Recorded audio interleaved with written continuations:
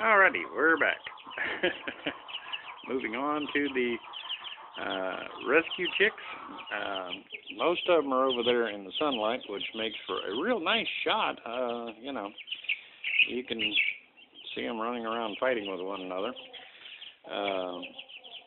They're hitting that age where they seem to want to spend more time pecking at each other and carrying on. But it's good to see because we put them in here with the feathered out chickens, and that did not work.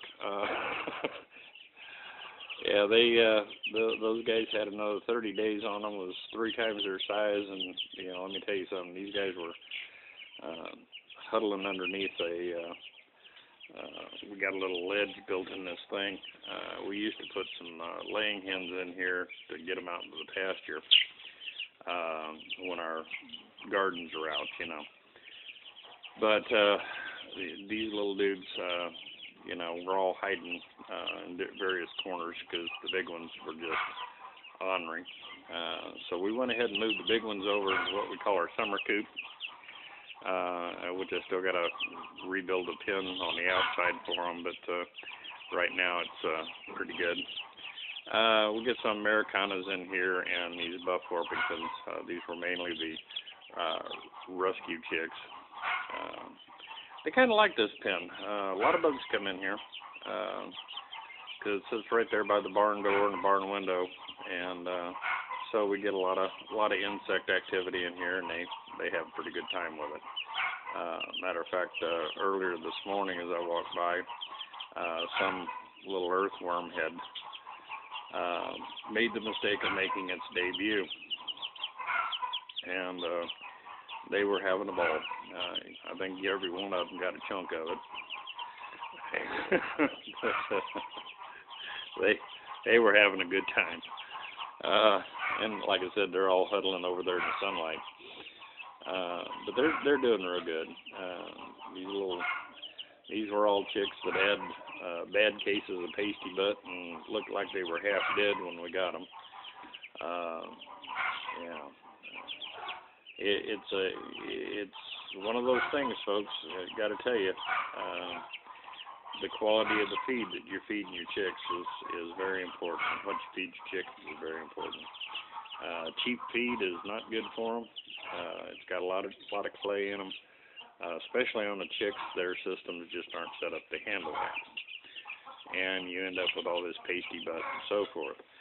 I have the feeling that if you could get to folks, and when you explain it to people, I found that our customers down at the feed store, once you explain it to them, it makes sense to them, and they go with a little better grade feed.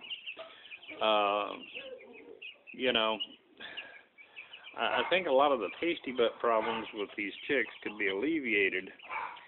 I got a couple of them over here trying the tin to see if they can find another hole to get out.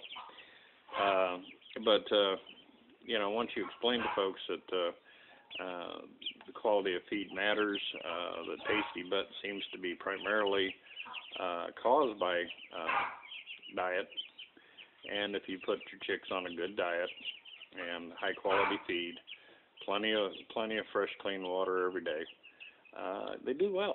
You don't have the issues with the pasty butt.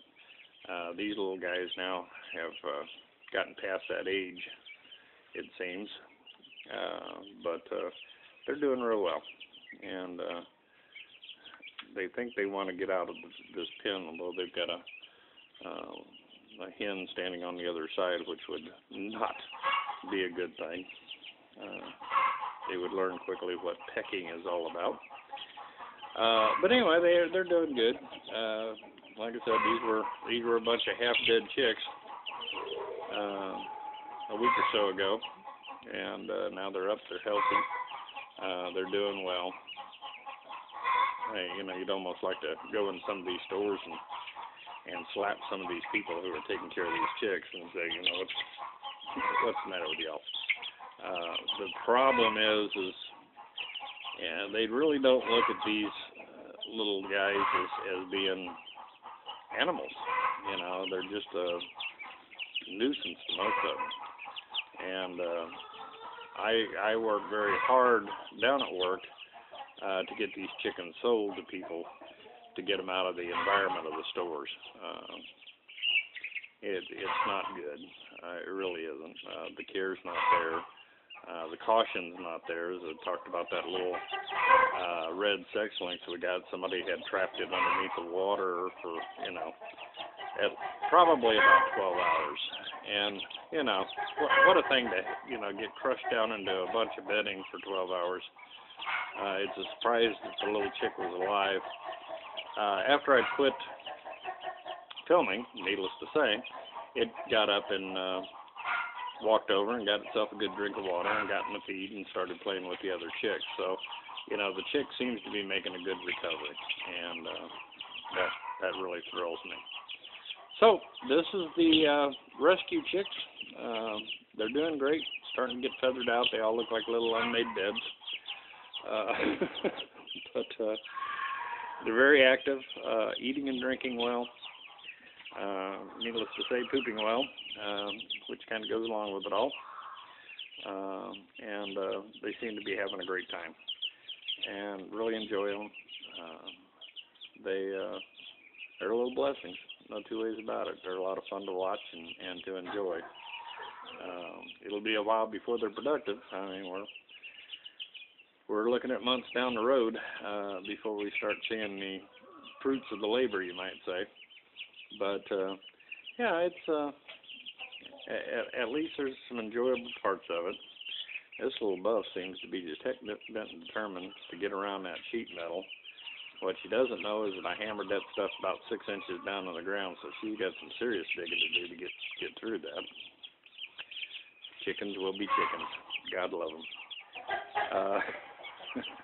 But yeah, let's see. There's one of our little Americanas. She, I should say. Well, I don't know. Looking at them tail feathers, could very well be a he. But anyway, I'm going to double check this to make sure that they haven't forced an opening over here. And I have little chicks running around because in this barn there's about, 10 million places for a little chick to hide.